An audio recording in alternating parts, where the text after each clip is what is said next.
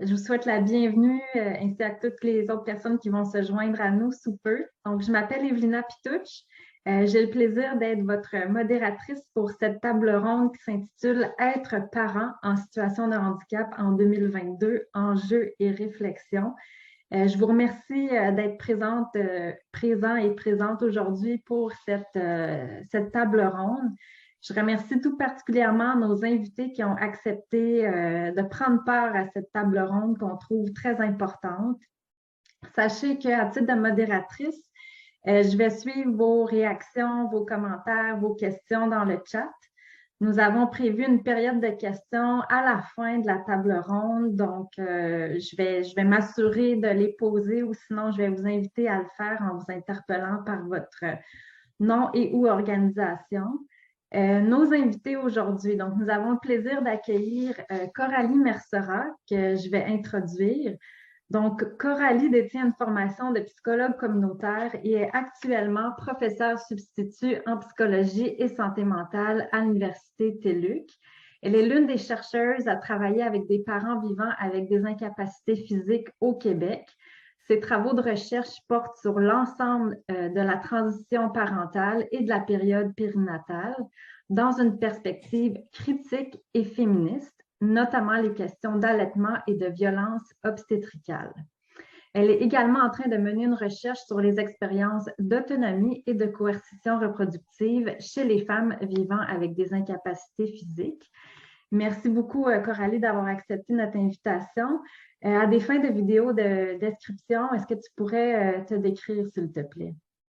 Oui, tout à fait. Merci, Evelina, pour la présentation. Donc, je suis une femme, j'ai la peau blanche. Je porte des lunettes. J'ai des cheveux courts et frisés. Et je porte un chandail blanc avec une couverture sous mes épaules. Je suis en direction de mon bureau en ce moment, derrière mon ordinateur. Merci beaucoup, Coralie. Notre prochaine invitée est Janou Radia.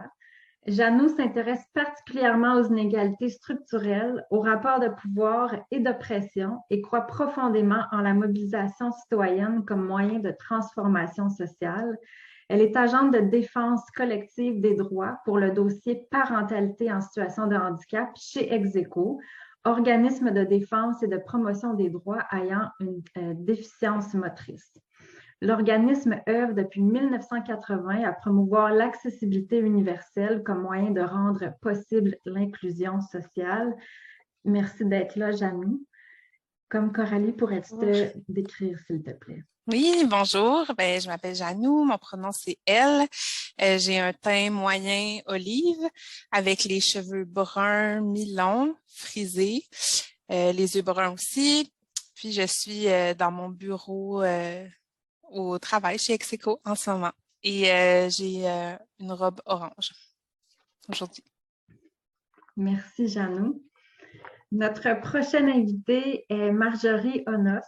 Marjorie est auteure de Maman en fauteuil roulant et une chercheure renommée, professeure associée, psychologue, conférencière et membre du Conseil des Canadiens avec déficience.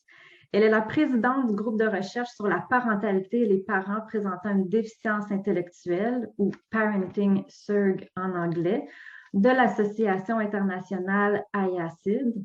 Elle a travaillé comme psychologue clinicienne et a développé le premier programme soutenant les familles dont un parent présente une déficience intellectuelle au Québec. En 2012, elle a eu une blessure médulaire dans un accident de voiture. Mère d'un jeune enfant de 16 mois, l'accident et le fait d'être en fauteuil roulant lui a donné une perspective intéressante sur la parentalité. Marjorie croit qu'en mettant l'accent sur nos forces de caractère, nous pouvons vivre une vie remplie de bonheur. Avec sa famille, elle a appris à trouver des solutions et rendre son monde plus accessible. Merci énormément, Marjorie. Merci, Evelina. Alors, je suis une femme à la peau blanche. J'ai des cheveux bruns parsemés de gris, mi-longs. Je porte un chandail noir et je suis dans mon bureau. Et ça me fait très plaisir d'être ici avec vous aujourd'hui. Merci beaucoup. Et j'en profite pour souligner que malheureusement, Gwendoline Lutti, qui devait être une de nos invitées également à cette table ronde, ne peut se présenter ce jour. Par contre, on aura l'occasion de vous nommer qu'il y a d'autres activités qu'on souhaite mener avec Société inclusive sur la parentalité et le handicap. Donc, on espère pouvoir l'accueillir à ce moment-là. Je vais tout de même, dans le chat plus tard, mettre l'ensemble des coordonnées de nos invités, incluant celle de Gwendoline Lutti, si jamais vous souhaitez communiquer avec l'une de nos conférencières aujourd'hui. Donc, n'hésitez surtout pas à la contacter si vous avez envie d'échanger avec elle suivant cette table ronde. Donc, de mon côté, pour ceux et celles qui viennent de se joindre, je m'appelle Evelina. Vous pouvez m'interpeller par le pronom elle, me tutoyer sans problème.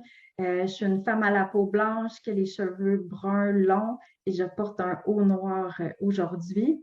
Je remercie également les personnes qui sont responsables de prendre des notes aujourd'hui. On pourra s'organiser soit avec Élise ou Aurélia de vous partager, si ça vous semble intéressant, les notes là, qui découlent de cette séance aujourd'hui. Donc, et je vous invite également à garder vos micros fermés, s'il vous plaît, puis à les ouvrir lorsque vous interviendrez pour limiter le bruit ambiant.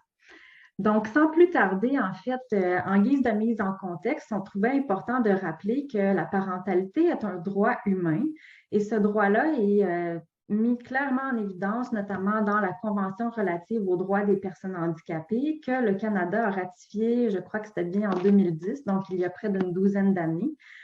Donc, pour en fait lancer notre table ronde, j'inviterai nos conférencières à tour de rôle à nous dire que savons-nous exactement sur la parentalité en situation de handicap et le désir de devenir parent.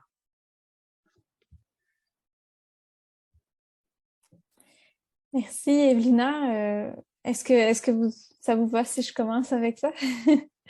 Donc, qu'est-ce qu'on sait sur la parentalité en situation de handicap? Moi, je me suis concentrée principalement sur le Québec.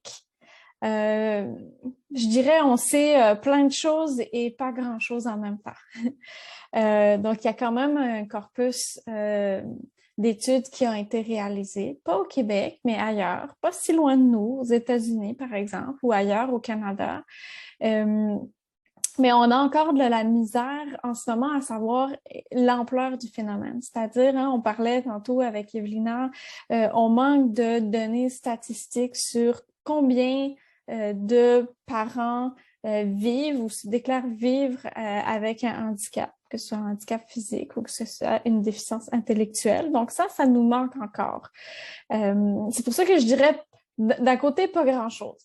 Puis, d'un autre côté, on sait plein de choses. On sait que parfois, le rôle parental, il peut être parfois similaire à le rôle parental tel que vécu par des personnes qui ne vivent pas avec des incapacités ou des déficiences intellectuelles.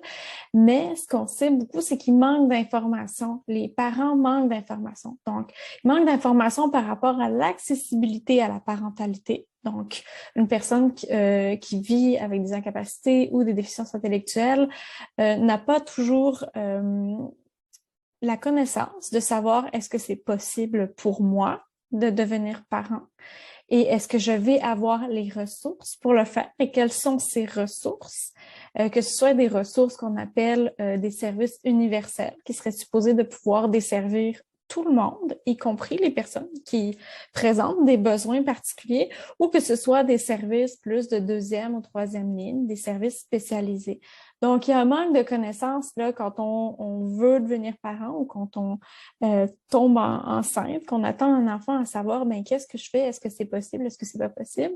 Puis après, il y a un manque d'informations au moment là, de la grossesse puis au moment de l'accouchement. Moi, j'ai eu plus de femmes que d'hommes dans mon échantillon, mais c'est quand même quelque chose qui ressort et dans mon étude et dans la littérature de à quoi ça va ressembler mon expérience ou sur quel modèle je vais pouvoir me baser, où est-ce que quels vont être un peu les défis que je vais rencontrer. Donc, on a de plus en plus de littérature qui nous renseigne à ce sujet, mais les professionnels ne sont pas toujours au courant de cette littérature. Je pense que de plus en plus, les parents en situation de handicap sont visibles. Donc, les professionnels sont de moins en moins étonnés d'en rencontrer. Mais quand j'ai commencé mon étude en 2013, c'était encore assez anecdotique, on va dire. Donc, le manque d'information, c'est vraiment quelque chose qui peut qualifier là, puis je vais être contente d'entendre parler mes collègues aussi à ce propos. Puis ensuite, l'autre gros volet, je pense, puis là, je vais peut-être laisser mes collègues aussi élaborer là-dessus, mais c'est les discriminations ou le manque d'accessibilité. Donc, les discriminations peuvent être des discriminations sociales, des remarques qui sont proférées de la part des professionnels, mais aussi de la part de l'entourage. Moi, je me suis concentrée sur les professionnels. Puis, le manque d'accessibilité physique, par exemple, ou je mentionnais tantôt l'accessibilité à l'information, l'accessibilité à des professionnels, l'accessibilité à des modèles aussi. Donc, je m'arrêterai là pour un peu qu'est-ce qu'on sait, qu'est-ce que moi j'ai trouvé. Je vais être contente d'entendre mes collègues. Merci, Coralie. Marjorie, oui, je sais que tu as fait beaucoup de travaux, puis ton expérience aussi sur le sujet. Donc, c'est ça, Coralie, elle parle beaucoup au niveau de la déficience physique. Moi, mon expérience est en déficience intellectuelle surtout. Mon expérience est aussi en déficience physique depuis 10 ans, puisque je suis blessée médulaire. Cela étant dit, en déficience intellectuelle, on a des recherches qui datent depuis vraiment les années 1980. Donc, on parle de, je ne sais pas, ça fait quoi, 45 ans au moins, quelque chose comme ça. Et ce qu'on connaît, c'est surtout des pays comme l'Australie, le Canada, les États-Unis, l'Europe, etc. Et là, il y a différentes choses. On sait que les parents sont plus stressés. Il y en a beaucoup qui ont des problématiques au niveau de la santé mentale. Mais quand on regarde spécifiquement, on réalise que le stress, la dépression sont souvent en lien avec justement la discrimination et les stigmas que Coralie mentionnait juste maintenant. Et cette discrimination-là, on la voit surtout dans les statistiques qu'on peut récupérer des bases de données de la protection de la jeunesse. Donc, on sait par exemple qu'un enfant sur 5 aurait un parent qui a une déficience intellectuelle ou un trouble cognitif à l'intérieur des bases de données en protection de la jeunesse. Donc, on parle vraiment de plusieurs enfants, mais c'est une surreprésentation. Et c'est une surreprésentation souvent parce qu'il y a aussi beaucoup de disparités sociales. Il y a beaucoup d'intersections d'identités qui sont là. C'est des familles qui font face à la pauvreté, qui souvent ont un manque de logements accessibles, donc que ce soit comme au niveau physique, mais que ce soit aussi la capacité à défendre leurs droits pour obtenir des logements accessibles ou pour avoir des accès aux programmes. On parlait avec Normand Boucher, on l'entendait parler de fiscalité, donc tous ces éléments-là sont pas accessibles. Le manque de services adaptés, Coralie en a parlé aussi. Souvent, c'est juste d'être capable de reconnaître qu'il y a un besoin particulier, de comment est-ce que je peux soutenir la personne. Quand, par exemple, un parent en déficience intellectuelle est devant une tablée de professionnels qui ont le pouvoir de retirer la garde de leur enfant et que là, ils ont une capacité d'attention qui est moindre, par exemple, ou que leur compréhension verbale est plus difficile qu'écrite, mais là, soudainement, on se retrouve dans une situation où le parent lui-même ne comprend pas qu'est-ce qui se passe. Donc, c'est tous ces éléments-là qui ressortent un peu dans la littérature. Je terminerai par dire que la littérature a aussi démontré qu'en offrant un soutien adapté, ces parents-là sont capables d'être de bons parents et de répondre aux besoins de façon adéquate de leurs enfants. Merci, Marjorie. Effectivement, la littérature est assez équivoque à ce sujet-là. Et puis toi, Janou, de ton côté, avec les actions que vous avez menées chez Execo, notamment en tant que porteuse du dossier parentalité, qu'est-ce que toi, tu sais sur ce sujet?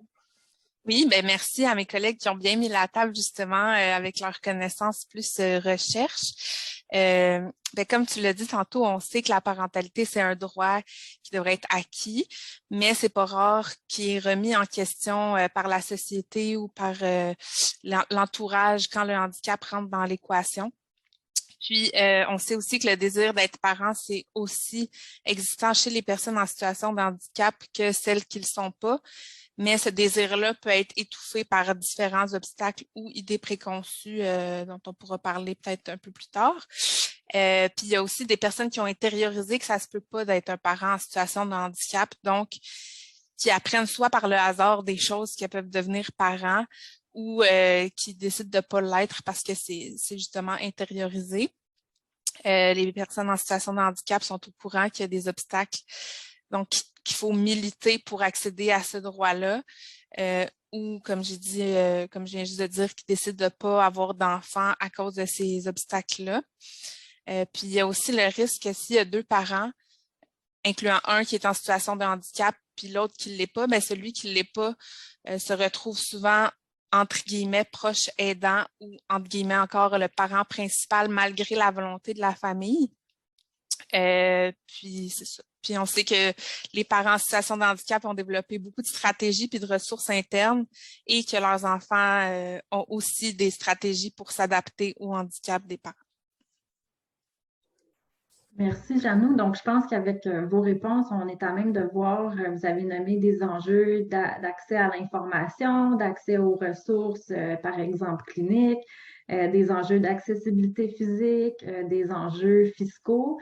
Marjorie, je me permets de te relancer la question. À la lumière de ces enjeux-là qu'on a nommés, qui sont soit issus de la littérature scientifique ou du terrain, par exemple, dans le cas où toi, suivant ton accident, est-ce que c'est des choses auxquelles tu t'es buté toi aussi? Par exemple, le manque d'accès à l'information. Est-ce que tu réussissais à trouver des informations qui étaient spécifiques à ta situation comme maman en situation de handicap?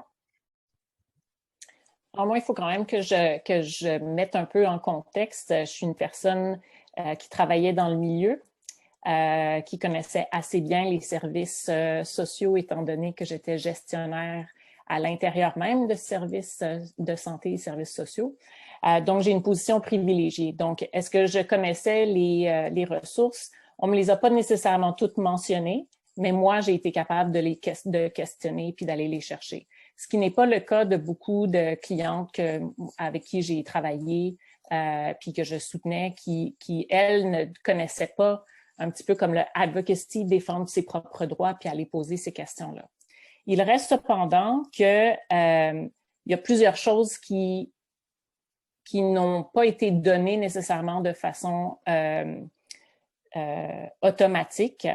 Par exemple, la clinique Parents Plus qui est là m'a été référée seulement quand j'étais rendue à l'externe. Donc là, on était rendu passé 8 mois à ma réadaptation, alors que dès le départ, je mentionnais que mon enfant était la priorité dans mon plan d'intervention. Et quand la clinique Parents Plus s'est impliquée dans mon dossier, mon garçon avait déjà 2 ans et comme il est très grand et avec la grandeur venait le poids aussi. Beaucoup des adaptations qui m'ont été suggérées étaient comme un peu passées date étant donné la grandeur de mon fils. Sinon, après ça, dans la communauté, on se bute à une quantité extrême. Garderies non adaptées, il y a plein d'escaliers dans les garderies. Hein. Puis les poupons sont au 3e étage, pas d'ascenseur. Les écoles, quand ça a été le temps d'inscrire Thomas aux écoles, la plupart des écoles de mon quartier, encore une fois, n'étaient pas accessibles. Il a fallu que j'envoie ma mère le faire. Les piscines ne le sont pas nécessairement, les arénas. Donc, tous les endroits qui sont comme faits ou pensés pour la famille n'étaient pas nécessairement accessibles pour une personne en chaise roulante, ce qui m'a fait réfléchir, ce qui est un peu ironique étant donné mon travail, sur le fait que si moi, en tant que parent qui a une déficience physique, ne peut pas y accéder, ça veut dire que des enfants qui sont en chaise roulante ne peuvent pas non plus accéder à ces endroits-là qui devraient être ouverts à tous. Merci Marjorie. Je pense que ça apporte un éclairage intéressant lorsqu'on compare à la fois savoir expérientiel, scientifique, puis issu du milieu communautaire. C'est vraiment important de connaître toutes ces réalités-là. On sait aussi qu'être parent, c'est un rôle que plusieurs qualifient comme étant significatif, gratifiant, mais aussi difficile. Ça vient avec son lot de difficultés.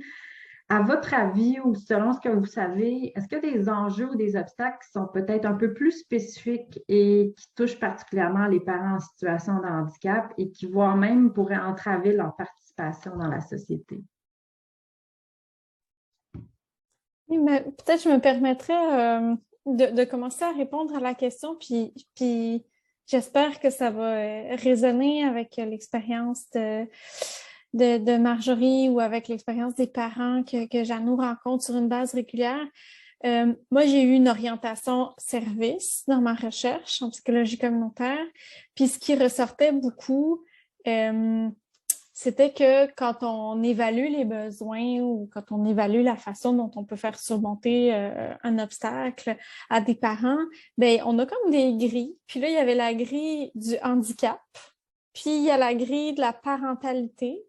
Puis ces grilles-là se recoupaient pas forcément au moment de l'évaluation, ce qui a fait en sorte qu'il y a des services importants qui ont été nommés par les parents de mon échantillon. Donc, évidemment, on parlait beaucoup de tout ce qui était maternité, inclusive, pas inclusive, relations avec les médecins, relations avec les équipes soignantes. Là, c'est sûr que l'accouchement, ça représentait comme un pivot vraiment très important pour mes participants.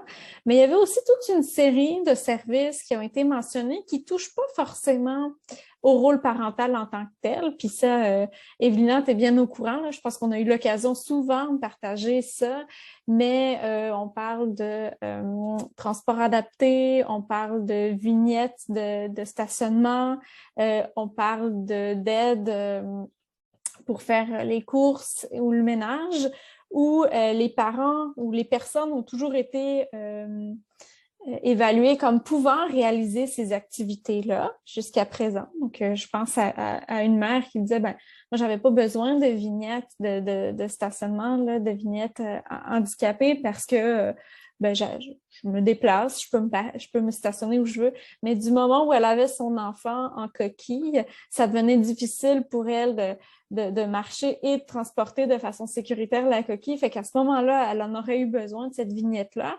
Et puis, ben, ça rentrait juste pas dans l'évaluation que le service pouvait faire. Donc, on voit vraiment qu'il y a comme pas d'arrimage. Puis, peut-être ça l'a changé depuis que j'ai fait mes entrevues. C'était quand même il y a 5 ans. Peut-être Marjorie ou Janou, vous pourrez nous dire, j'espère que ça a changé. Mais ça, je pense que ça met un peu la table, pas tant sur la nature des obstacles, mais aussi sur comment est-ce que les services peuvent aider les parents ou ne peuvent pas les aider à les surmonter, ces obstacles-là. Merci Coralie. Puis toi, justement, Janou, c'est quoi qui ressort des besoins de tes membres chez Execo à ce sujet-là? Ben, il y a plusieurs, oui, il y a plusieurs obstacles. Là. Marjorie, tantôt, elle parlait des garderies, mais c'est ça, les CPE sont pas accessibles et même sur la place 05, qui est la place pour s'inscrire à un CPE, il n'est pas indiqué quelle installation est accessible ou non. Tu sais, même avec un petit logo, il n'y a pas ça. L'accessibilité des lieux, même gynécologique, clinique, donc dès la grossesse, les lieux de loisirs, comme Marjorie a dit. Mais il y a aussi la difficulté en transport adapté avec un jeune enfant. En plus du temps d'attente qui n'est pas nécessairement perçu de la même façon par un enfant que par un adulte. Là, on sait que le transport adapté, il y a un certain laps de temps qu'il faut respecter. Bien là, il faut penser aussi au transport du matériel, de l'aide à la mobilité du parent, du siège d'auto. Puis, étant donné que les parents ne peuvent pas transporter tout ça seuls, ils ont souvent besoin d'un accompagnateur. Donc, ça limite l'autonomie dans le déplacement. Puis en plus de tout ça, il y a une crise en ce moment dans le transport adapté en raison des conditions des chauffeurs de taxi. Donc, les accompagnateurs sont plus admis. Là, hier, il y a eu une petite modification. Là, il y a les accompagnateurs, je me souviens plus du terme, mais il y a certains accompagnateurs qui sont admis, puis les accompagnateurs pour les services de santé sont admis, mais ça isole quand même les parents. Tu sais, déjà, de devoir demander un accompagnateur, il faut se fier sur lui, mais là, quand même eux peuvent plus être là, donc ça contribue à cet isolement-là. On pense aussi au signalement à la DPJ qui peuvent occasionner un stress sur la famille. Il y a souvent des signalements qui sont faits à la DPJ, soit à la naissance, soit pendant la grossesse, même quand les parents sont très bien préparés et ont toutes les ressources liées aux idées préconçues là, du handicap.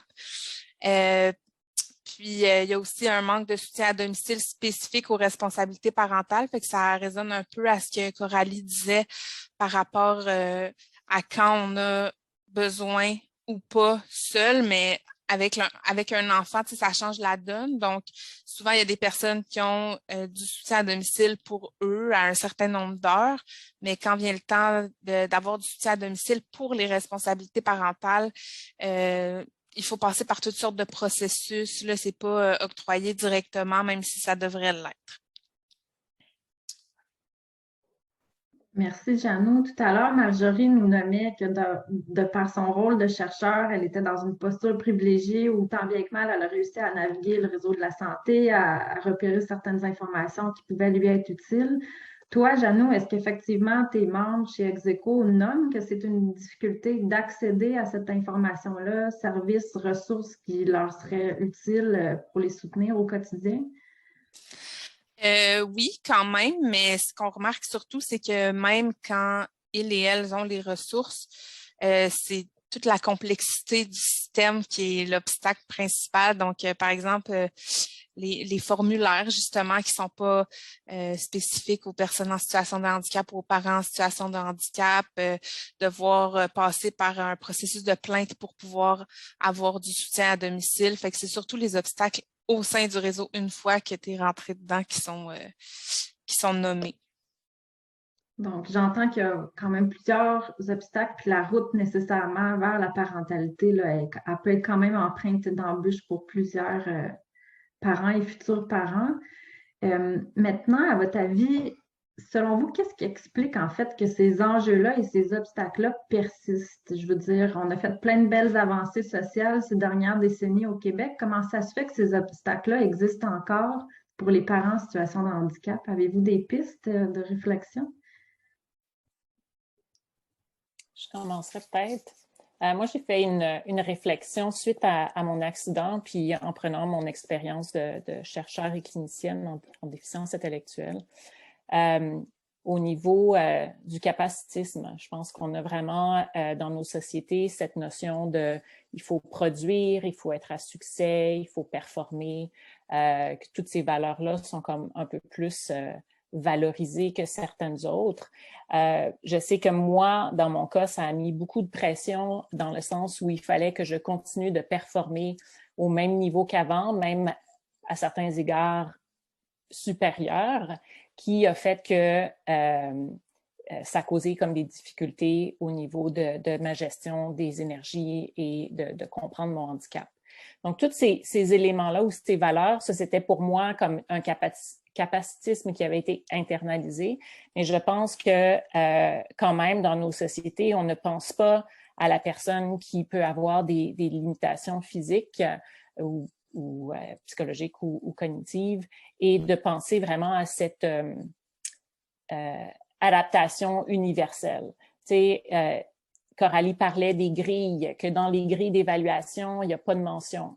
J'ai vécu ça moi aussi, où mes intervenants, mes ergos devaient comme continuer à écrire des rapports en plus de la grille pour justifier que j'avais besoin de plus d'aide, étant donné de ma condition de parent. Donc, cette condition-là, c'est comme si on ne pense pas qu'une personne qui a une déficience a ces mêmes besoins à ce niveau-là. Et donc, ça n'inclut pas les petites choses qui font de grands obstacles pour quelqu'un qui a une déficience. Fait que moi, je pense que ce serait un des éléments là, qui pourrait amener à ça. Très intéressant. Coralie ou Janou, d'autres pistes? Alors, à votre avis, pourquoi est-ce que ça persiste encore, ces difficultés-là? Oui, tu veux y aller, Janou? Non, vas-y, c'est beau. Non, mais il y a peut-être, ben, en tout cas, une des choses qu'on a remarqué aussi, une un peu des prémices là, à la base de l'étude qu'on avait menée dans le cadre de mon doctorat.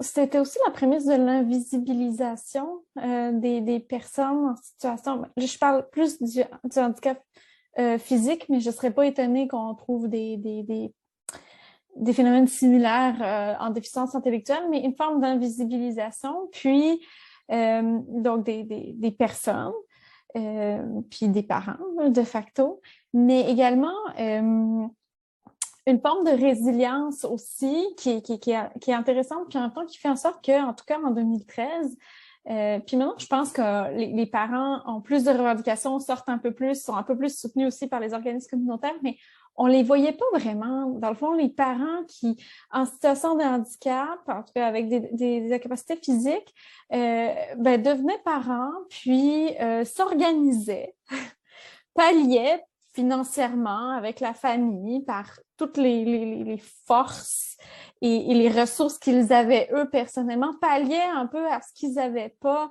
par le réseau ou ce que l'environnement ne leur donnait pas. Et donc, ça faisait en sorte que c'était pas des parents qui faisaient... on s'était toujours dit avec mon directeur, c'est parce que quand je suis arrivée avec ce sujet-là, mon directeur était comme « Ah ouais, il y a des parents en situation de handicap. » Puis, tu sais, oui, il y en a. Puis, il n'y en a pas que depuis 2013. Là. Ça fait depuis plus longtemps que ça. Mais c'est pas des parents, en tout cas à l'époque, bruyants, où ça dérange moins la société, pour être un peu plus critique, ça dérange un peu moins la société qu'un parent... on faisait souvent au début la comparatif, certes un peu boiteux, mais avec des parents toxicaux qui font plus de bruit dans les services, qui demandent beaucoup, qui mobilisent beaucoup les équipes aussi, puis avec lesquels on a des protocoles clairs.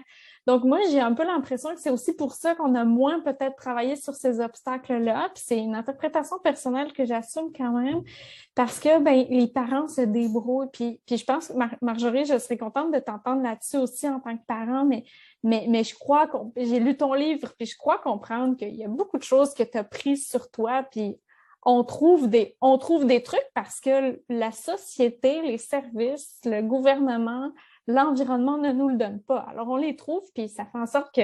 Pourquoi? Alors après, est-ce que la société ferait l'effort, puisque l'effort est déjà fait? Vous voyez un petit peu ce que je veux dire? C'est peut-être un peu subversif comme point de vue.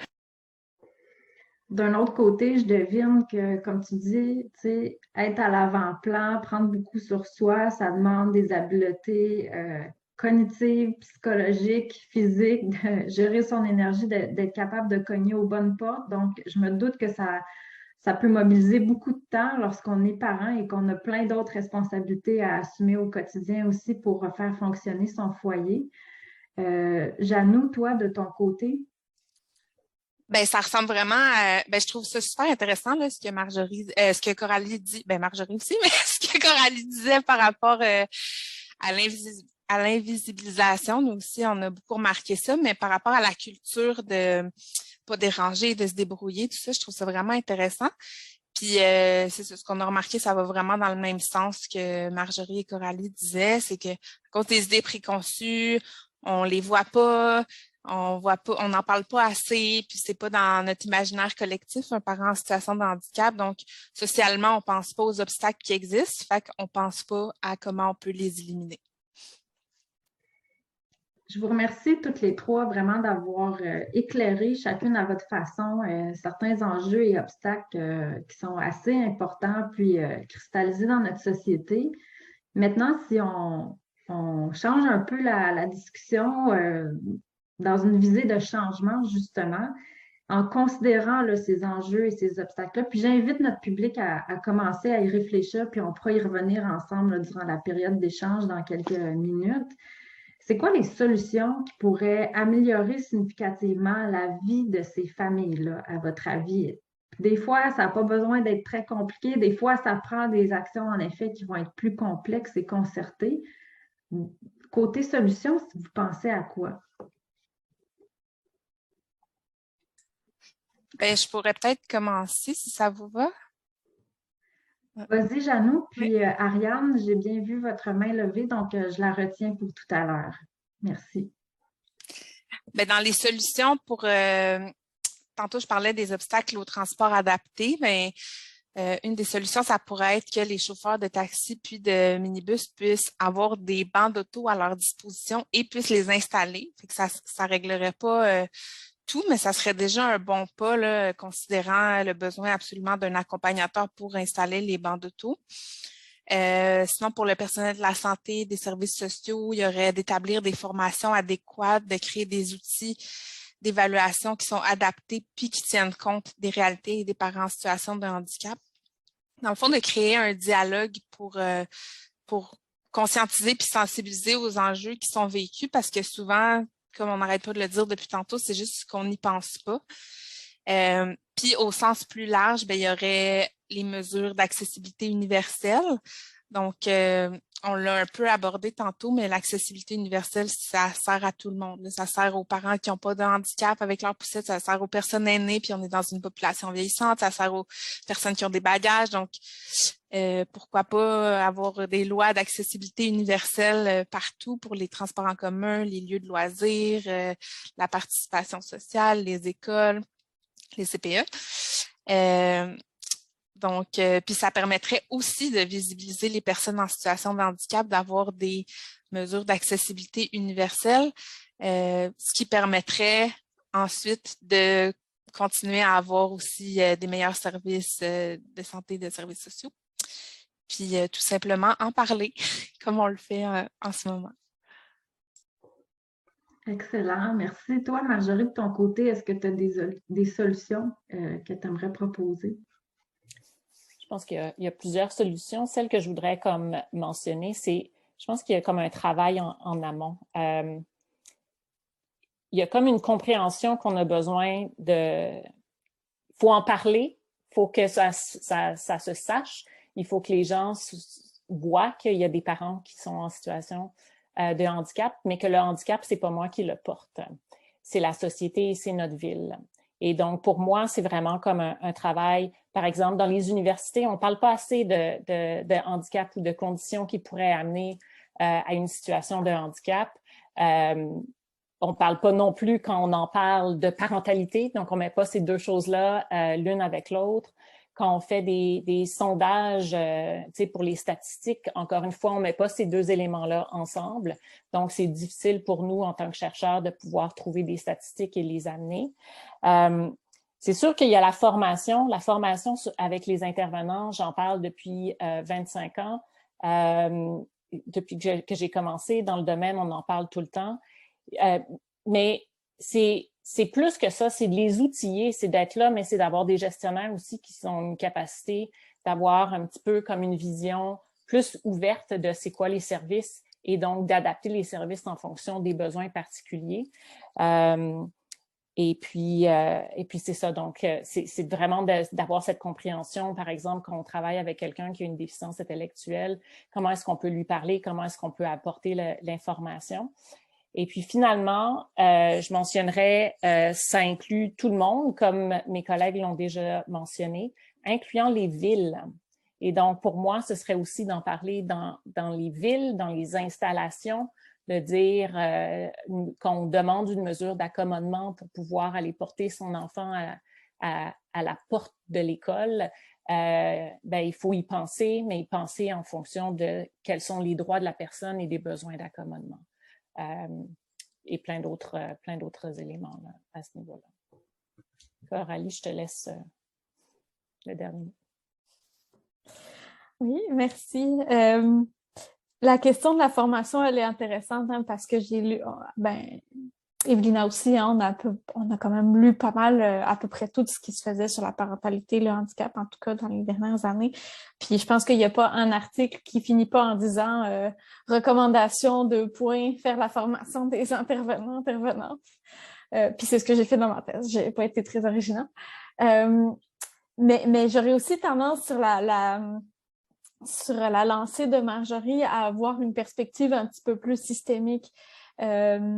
Ce qui se passe, moi j'ai plus une connaissance de ce qui se passe, mettons, vraiment autour de la période périnatale, mais puis on est en train de faire une étude sur les violences obstétricales, puis ce qui se passe comme forme de traitement, puis d'expérience désagréable à l'intérieur des systèmes de santé actuellement, je pense que ça parle de façon plus large de la notion d'inclusion. Puis quand on parle d'inclusion, oui, c'est des personnes qui vivent avec des incapacités physiques ou des déficiences intellectuelles, mais ça va aussi plus loin. Puis on a encore de la difficulté, je pense, dans nos services de façon générale. Puis je veux pas pointer juste les maternités parce que c'est pas juste là que ça se passe, mais la notion d'inclusion, c'est pas juste un critère qu'on met sur notre site web en tant qu'organisme subventionnaire ou en tant que service gouvernemental pour faire bien. Je pense qu'il y a des actions Et puis, comme la notion d'accessibilité universelle, ça va servir à tout le monde. Fait que ça pourrait être aussi un levier à ce niveau-là. Vraiment très intéressant. J'ai pris en note les personnes qui ont les mains levées, donc je vais m'assurer de vous donner le tour de parole. On va passer à la période de questions, mais justement, avant de faire ça, je voulais que vous ayez la chance de nous dire si on souhaite entrer en contact avec vous, suivre vos activités ou vos projets en cours, ça serait quoi la meilleure façon après la table ronde pour faire ça?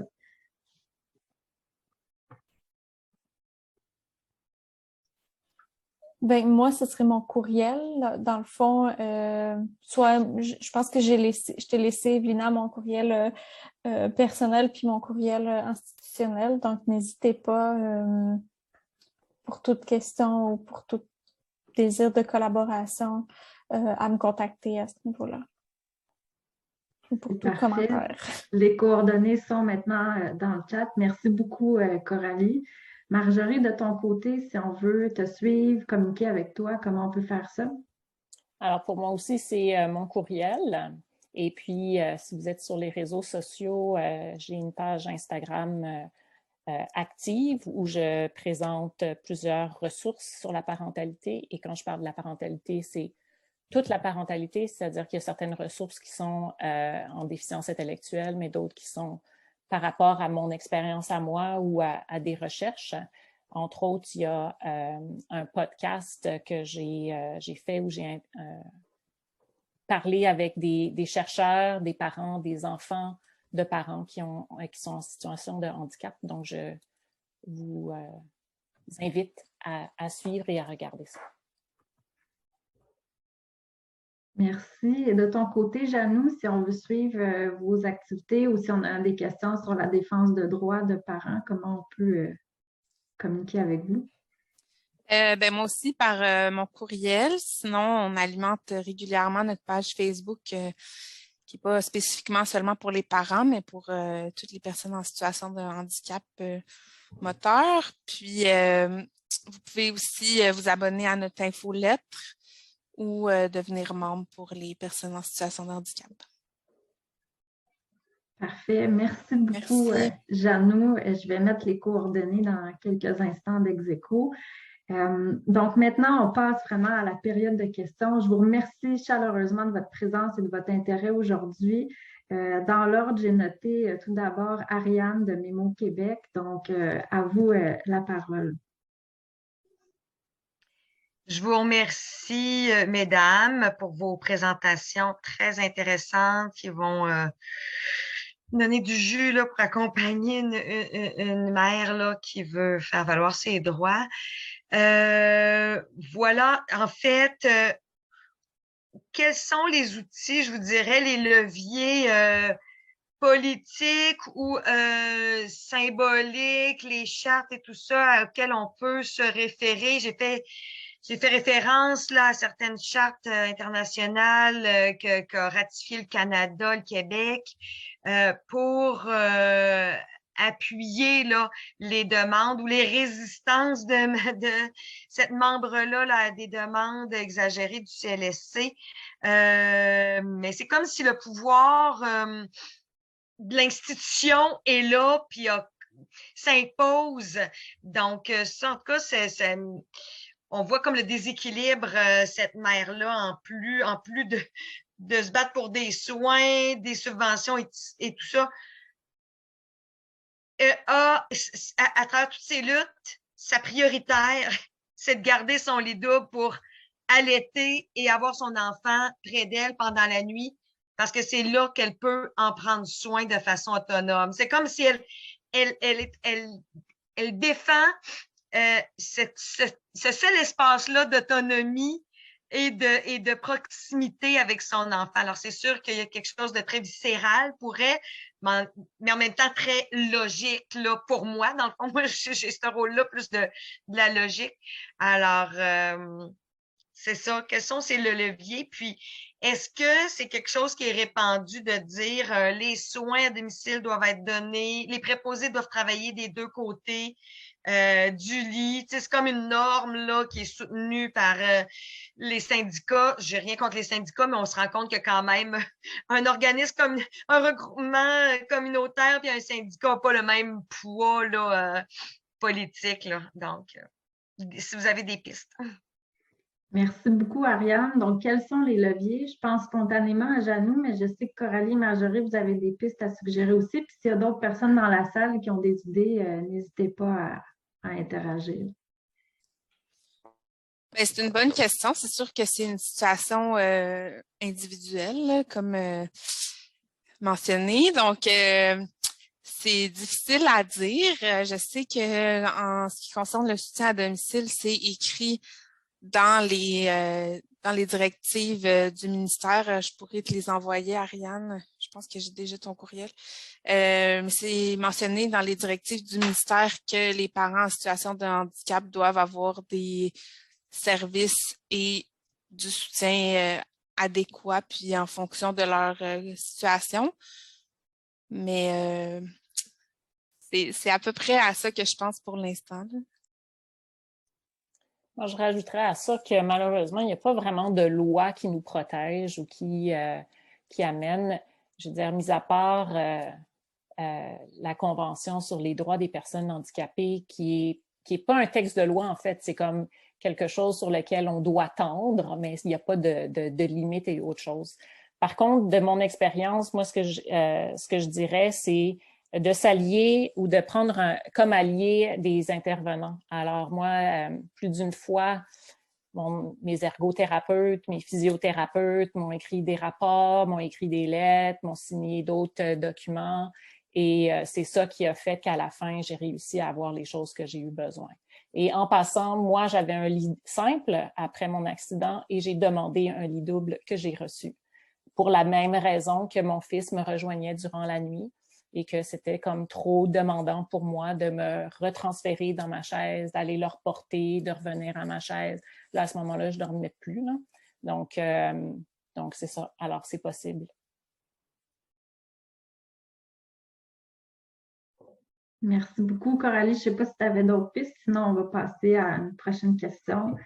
Parfait. Merci, Ariane. J'ai pas d'autres pistes. Je m'excuse, j'ai Oui, pas pardon. d'autres pistes, mais j'aimerais ça quand même souligner comment l'importance, puis c'est des trucs qu'on a retrouvés dans la littérature, mais l'importance de la communauté, puis du modèle, puis de, tu sais, peut-être cette mère-là qui rencontrerait d'autres mères en situation de handicap. Parce que je pense qu'effectivement, tu sais, on a peu de levier peut-être officiel ou juridique. Mais par contre, d'avoir, ne serait-ce que de savoir que d'autres personnes sont passées par là. Puis moi, j'ai une mère qui m'a dit, il y a 10 ans, je ne le savais pas, mais pour mon dernier enfant, j'avais Facebook, puis je savais que d'autres mères étaient aussi en situation de handicap. Puis ben, ça revient à se donner des trucs, là, mais ça sort de la solitude, puis ça montre que, il y a des choses qui sont possibles. Puis oui, je suis légitime de les demander parce qu'il y a déjà quelqu'un qui l'a demandé avant moi, puis on lui a dit oui. Donc, j'ai le droit aussi, malgré ce qu'on peut me dire ou le message qu'on me renvoie. J'aimerais bien, j'avais envie de souligner ça, je trouve ça beau. Merci, c'est très intéressant. Je pense que ça renvoie, comme tu disais, Janou, tu sais, il y a des luttes individuelles, mais qu'au moyen d'actions plus collectives, il y a moyen de les regrouper entre elles, puis d'unir la voix de plusieurs personnes à ce moment-là. Merci pour vos interventions. J'ai vu qu'il y avait une question dans le chat de Audrey Roberge. Y a-t-il des rencontres communautaires pour les enfants d'âge scolaire pour offrir du soutien psychologique? J'ai la COVID longue et les ressources psychologiques sont tellement limitées que je crois qu'il devrait y avoir des groupes de soutien psychologique pour nos enfants en collaboration avec les CLSC ou bien les maisons de la famille. Donc, votre son de cloche à vous de ce côté-là, est-ce que vous connaissez des ressources qui pourraient venir en aide aux enfants des parents?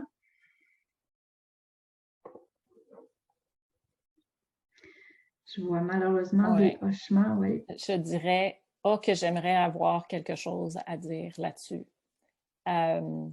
C'est aussi quelque chose que j'ai dû faire en termes de défendre mes droits, mais en fait les droits de mon fils après mon accident, parce qu'il y avait besoin de soutien et malheureusement, c'est comme... En tout cas, moi, j'en ai pas trouvé pour moi, puis je pourrais pas, puis j'en suis vraiment désolée. Ça renvoie un petit peu, comme on disait tout à l'heure, parfois les services sont organisés d'une telle façon qu'ils fonctionnent en silo. Donc, par exemple, les services dédiés à l'enfance, les services dédiés aux adultes, mais quand on est parent, c'est là où on intersecte vraiment ces deux univers-là. Mais je pense qu'Audrey, vous amenez une belle idée, par exemple. Peut-être, je ne sais pas s'il y a des organismes communautaires qui nous écoutent qui pourraient prévoir une telle offre là, au sein de leur programmation ou qui ont peut-être dans leur réseau de contacts. Oui, c'est ça, je vois un commentaire, Centre de pédiatrie sociale ou Maison de la famille de Isabelle Aymon. Donc, si vous avez des idées, peut-être à suggérer des portes où on pourrait aller cogner pour s'assurer que ces enfants-là soient eux aussi visibles. Euh, N'hésitez pas. Ensuite, j'ai vu une main de Sergeline Isidore. Je vous donne la parole. Oui, bonjour tout le monde. C'est vraiment un panel très intéressant. Merci beaucoup pour vos informations. Moi, dans mon expérience, je suis une personne en situation de handicap, enfant d'un parent en situation de handicap, et j'ai vécu la dynamique sur tous les plans, en plus d'être issu de l'immigration. Donc, vraiment, non seulement il y a peu de services, mais en même temps, en tant qu'enfant de personnes en situation de handicap, on n'a reçu vraiment aucun encadrement. Mais en tant que personne issue de l'immigration aussi, les personnes issues de l'immigration ont une plus grande difficulté à aller chercher les services. Je regarde un peu ce que Marjorie disait ou ce qu'elle connaissait déjà certains services et malgré tout, elle a rencontré des obstacles. Maintenant, imaginez quelqu'un qui ne connaît pas les services et qui vient d'un pays où ce que la situation de handicap est vraiment une situation d'exclusion sociale totale. Donc, il y a encore beaucoup de choses à faire là-dessus. Ma question, en fait, c'est quels sont les recours de plainte dans ces situations-là? Parce qu'on entend beaucoup de situations qui se passent, des gens qui vivent toutes sortes de discrimination, de situations préjudicieuses. Il y a une dame qui avait mentionné quand la DPJ rentre dans le dossier, c'est souvent pas fait de la bonne façon. Mais c'est quoi les recours? Parce que tant aussi longtemps qu'il n'y a pas de plainte, il n'y a pas de recours collectif qui est fait, souvent il n'y a rien qui est fait. Donc, quels sont les recours judiciaires qu'on peut avoir contre une discrimination à ce niveau-là en tant que personne en situation de handicap, que ce soit parent ou enfant, contre le système? Merci, Sergine, pour le témoignage.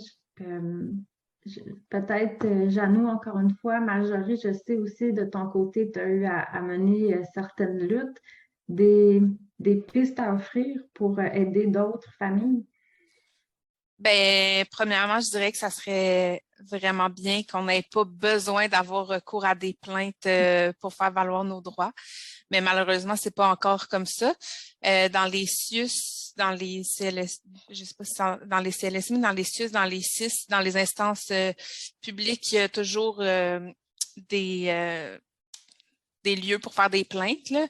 Mais sinon, nous, on fait de la défense collective des droits. Donc, Execo, c'est ça, sa mission, c'est de regrouper justement toutes les situations, d'en faire des revendications collectives, puis de les amener soit au ministère, à d'autres instances, dans le système de la santé, des réseaux, des services sociaux, puis de s'allier aussi avec d'autres groupes communautaires, avec des chercheurs pour collectiviser ces problèmes-là. Donc, c'est une des pistes que c'est sûr que ça se fera pas du jour au lendemain, là. C'est du travail qui est à long terme, mais on peut quand même voir des petites victoires, puis c'est quand même ça donne quand même de l'espoir.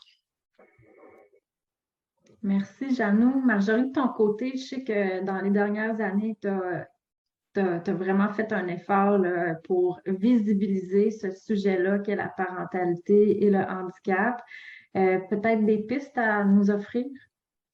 pour la défense des droits, ben, il y en a quelques-unes qui apparaissent là, dans le chat. Donc, les commissaires aux plaintes, je pense qu'il y en a certains qui connaissaient mon nom assez bien. Ensuite de ça, dans une de mes batailles pour accéder à l'école de mon fils, je suis allée jusqu'à l'Ombudsman de la Ville de Montréal. Malheureusement, ça n'a pas donné de fruits, puisqu'on n'a pas reconnu le besoin d'accommodement raisonnable, étant donné mon handicap, ce que je ne comprends toujours pas. Mais ça pourrait être une avenue. Donc, c'est vraiment d'aller comme au niveau des commissaires. Sinon c'est ça, c'est un peu... moi, je sais qu'en recherche, une des choses qu'on fait, c'est on essaye d'avoir des recherches avec des retombées sociales où là, on peut utiliser ces données-là pour pouvoir avoir un peu plus de poids puis de pouvoir dire, par exemple, ben, c'est un enfant sur 5 à la TPJ, il y a une surreprésentation, il faut former vos intervenants, il faut travailler avec eux, il faut avoir une méthode d'intervention qui est différente. Quand on parle d'intersection des identités en recherche, c'est aussi pour justement comme faire valoir le fait que plus on a d'identités marginalisées, plus il y a de discrimination et de disparité, donc il faut aussi travailler là-dessus. Alors, ça, c'est l'outil que moi, j'ai trouvé parce que j'étais comme un peu insatisfaite des outils qu'il y a dans le réseau. Là. Merci Marjorie. Puis je me permets aussi de mettre en lumière, je sais que tu as participé à certaines activités médiatiques. Je ne sais pas si, à ton point de vue, ça peut aider à mettre en lumière certains des enjeux qui sont vécus par les familles. En fait, ça, c'est ça, dans les dernières 2 ans, c'est une des choses que je fais pour justement qu'il y ait plus de visibilité sur la parentalité en situation de handicap. Puis ça, c'est le terme français. En anglais, on va dire « parenting with disabilities », que je trouve déjà un petit peu mieux. Mais c'est ça. Alors, il y a le 1er juin, c'est la fête globale des parents durant la semaine sur l'accessibilité au Canada. Donc, ça fait 2 ans que je coproduis une activité où il y a une douzaine de parents qui parlent pendant 5 minutes sur leur réalité. Ça a amené de la visibilité au niveau de certaines entrevues dans les médias à la télévision. Ensuite de ça, j'ai participé à un livre qui va paraître au mois de février-mars, qui a récolté des histoires de parents de toutes différentes disabilities, donc en situation de handicap, qui est un livre aussi qui a déjà été comme publié, mais en Australie avec d'autres histoires. Donc encore là, pour montrer la visibilité de ces choses-là. Et à travers mes contacts sur Instagram et tout ça, c'est là où je me suis sentie un peu renaître. J'étais vraiment comme en dépression majeure pendant plusieurs années en lien avec ma situation. Et puis, le fait de connecter avec d'autres parents et de voir comment on pouvait s'entraider ou voir comment les autres portaient cette identité-là de parents en situation de handicap de façon fière, bien, ça vient vraiment aider. Donc, la plupart de ces activités-là ont été faites en anglais, malheureusement, mais j'espère pouvoir le faire en français. C'est dans ma tête, mais faut prendre le temps puis tout ça, donc c'est plus compliqué. Merci. Donc, d'où l'importance de peut-être s'allier, puis vous pouvez bien sûr interpeller nos invités d'aujourd'hui si ce sujet-là vous allume. Je vais prendre le temps de nommer Isabelle Aymon a suggéré d'autres ressources, notamment l'OPHQ qui peut accompagner les personnes dans les démarches, le protecteur du citoyen, peut-être une autre avenue à considérer. Il y a également Cathy Chassé qui a écrit « Si des parents cherchent un organisme dans la région de Québec pour se regrouper et défendre leurs droits et recevoir du soutien, défendre les droits de leurs enfants, vous pouvez nous référer. » Donc, le Carrefour familial des personnes handicapées de Québec. L'adresse courriel est inscrite dans le chat, puis également dans les notes qui seront prises là, de notre table ronde, on va s'assurer que les coordonnées y figurent également. Donc, je vais m'assurer de mettre aussi les coordonnées du livre de Marjorie. Ariane, merci. Puis, il est déjà midi, mais j'avais également noté Adrien qui souhaitait prendre la parole. Je ne sais pas si vous avez une dernière brève intervention. Ça serait court de toute façon. On dit, c'est plus un commentaire. Vous me présenter rapidement. Je fais un côté du groupement Langage Québec. On sensibilise sur le trouble développemental du langage. Et notre clientèle, c'est plutôt rare, mais ça arrive qu'on a certaines problématiques avec des mamans avec le trouble, mais malheureusement, comment je fais ça? Pas diagnostiqués, mais ils ont certains problèmes avec la DPJ, malheureusement, à cause qu'il y a un peu un manque d'informations, comme vous parliez un peu aussi pendant toute la rencontre. Et j'ajouterais peut-être côté soutien, regardez côté, dans le cas de nous de Drummondville, c'est APAD ou APAM, c'est des organismes de soutien proches en santé mentale dans le cas de 1, mais il y aurait peut-être une possibilité d'élargir les services s'il y a un besoin X. Parce que je sais aussi que l'APAD, qui est l'association des proches aidants aussi, font aussi de la partie jeunesse aussi dans le cas de Drummondville aussi. Vous pouvez regarder ça de ce côté-là aussi. Parfait. Merci pour les ressources et suggestions. Donc, nous sommes déjà à la fin de notre table ronde. Je vous remercie infiniment d'avoir pris le temps aujourd'hui de réfléchir et de discuter de cet enjeu-là. Je remercie du fond du cœur nos 3 invités, Coralie, Janou et Marjorie. N'hésitez pas à communiquer avec elles si vous le souhaitez, si vous voulez poursuivre cette conversation-là, ce contact-là, si vous souhaitez vous allier. Je pense que ce matin, on a entendu dans la conférence inspirante de Marjorie l'importance de s'allier, de collectiviser, de se regrouper. Donc, je nous invite à le faire si ce sujet-là vous intéresse. Sur ça, je vous souhaite un excellent après-midi. On va être disponible encore quelques instants s'il y a des dernières interventions, mais sinon, au plaisir de vous recroiser.